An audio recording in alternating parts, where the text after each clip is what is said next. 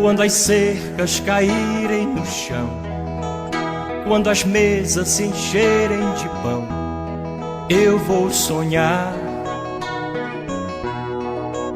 Quando os muros que cercam jardins destruídos, então os jasmins vão perfumar.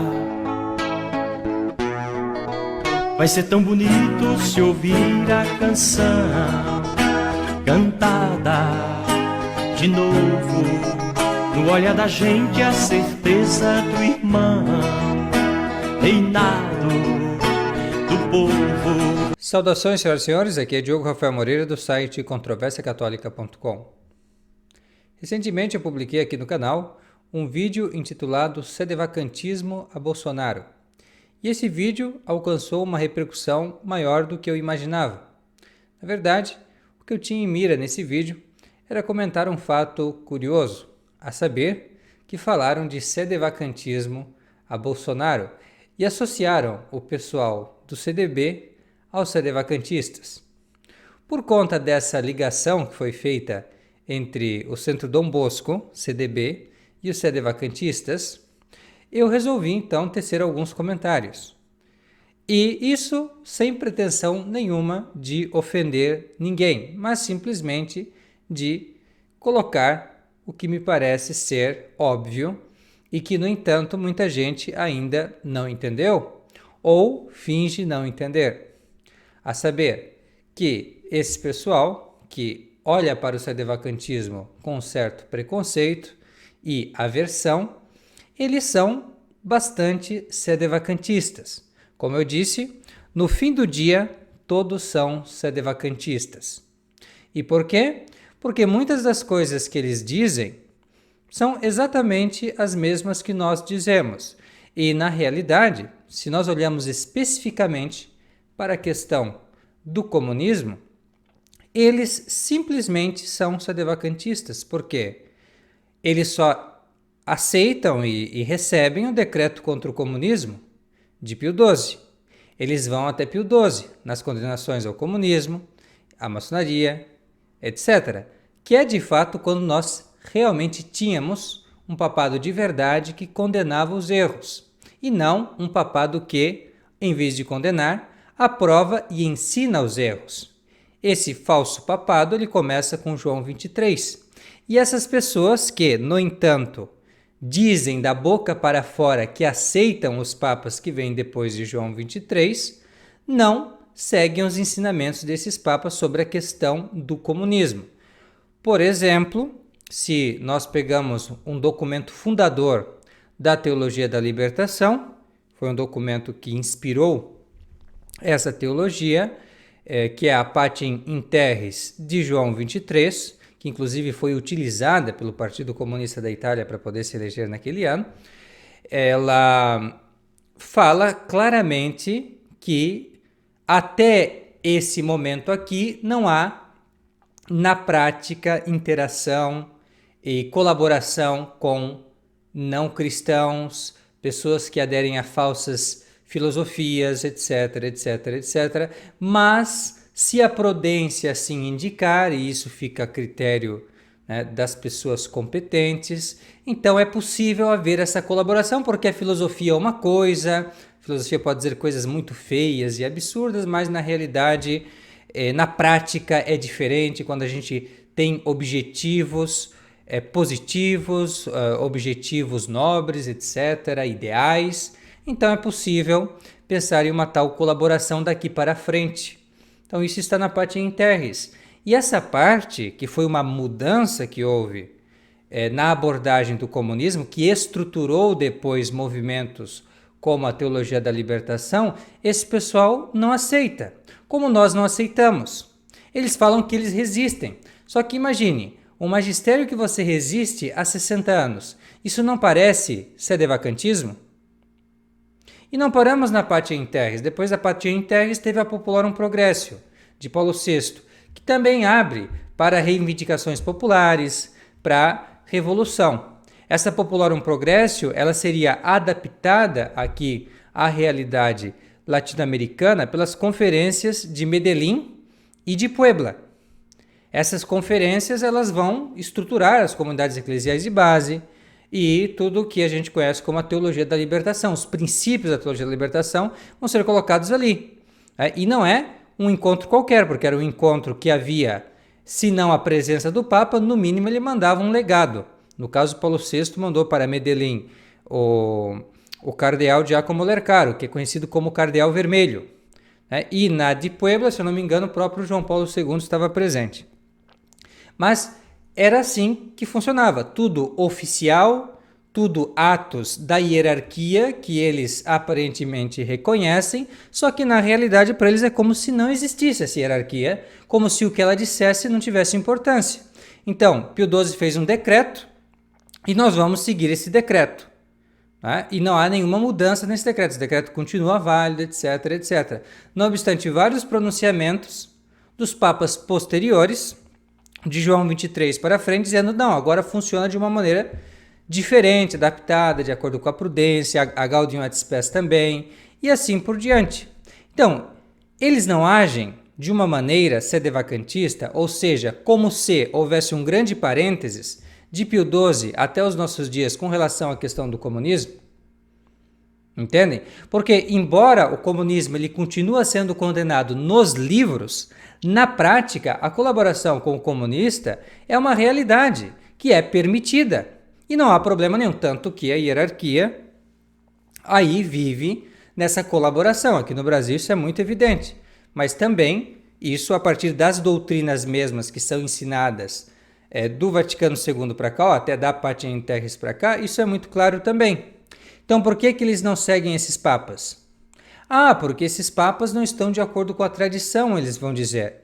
Mas quem que é o critério do que é tradição e do que não é tradição? É o Papa ou são eles? Entende? Aí vem aquela história. A Igreja Católica não são esses bispos, como disse o Pedro Afonseca, que é um dos amigos desse senhor Sepúlveda e do Paulo Henrique, ali do site PH Vox, né, do canal PH Vox.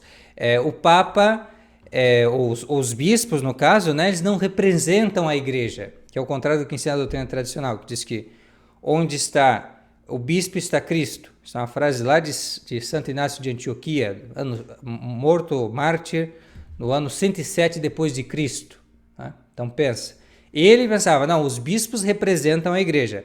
Para o pessoal do Centro Dom Bosco, que esses ligados ao Centro Dom Bosco, na verdade, o que representa a Igreja, o que diz o que é tradição, o que não é tradição, são os grupinhos deles. Eles se consideram a Igreja Católica. Logo, ou essa igreja que eles estão falando, desses bispos, é uma igreja falsa e não deve ser levada em consideração, ou eles, na verdade, que são a seita. Esse Centro Dom Bosco, esse pessoal aí são a verdadeira seita.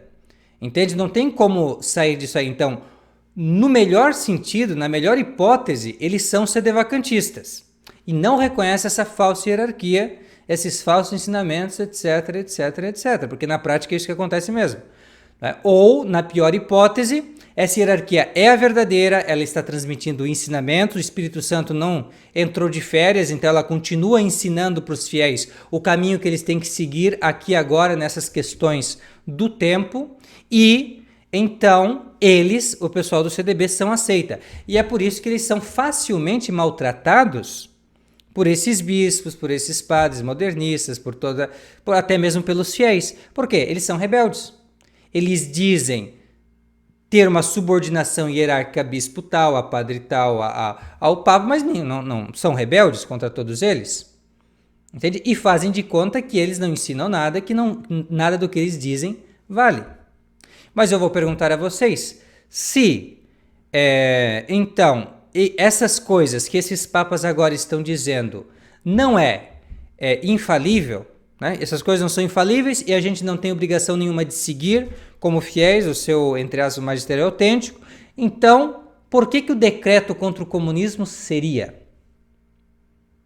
E vários outros atos papais, por exemplo, contra os contraceptivos, contra isso e contra aquilo, sobretudo questões morais, mas sobre vários assuntos, a questão da natalidade, etc. Por que então nós teríamos que seguir isso? Entende? Vocês começam a perceber o mundinho esquisito que essa gente vive. Isso aqui só para colocar algumas ideias, certo? Aqui é uma conversa um pouco informal sobre essa questão. Então, para esse pessoal começar a pensar. Entende? Que o que quero fazer aqui, deixe-me esclarecer, é realmente uma retratação. Mas uma retratação no sentido de retratar a situação dessas pessoas pela milésima vez. Porque isso é uma coisa que eu já faço há 4 anos aqui no Controvérsia Católica. Se você vai procurar um vídeo de outubro do ano de 2018, nas eleições anteriores, né?